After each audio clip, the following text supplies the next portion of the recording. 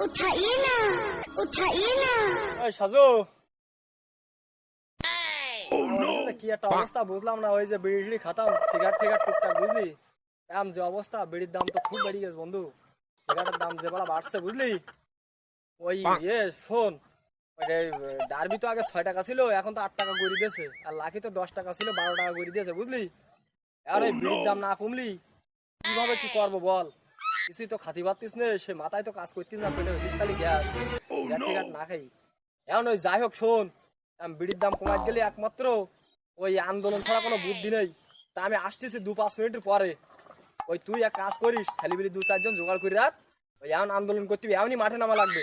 বিড়ির দাম যদি সরকার না কমায় তাহলে কিন্তু মাথায় গ্যাস টুকুটি যেতিস বুঝলি, মাথায় হলো কাজ করতিস না, বিড়ি না খালি ঠিক আছে। তুই ওই কর, দেখ কোন ভাবে কি করা যায়, ছেলেবিলি তাড়াতাড়ি আয়, এক্ষুনি আন্দোলন করবো ঠিক আছে, তাড়াতাড়ি আয় তালি। বিড়ির দাম কমাতে হবে, কমাতে হবে,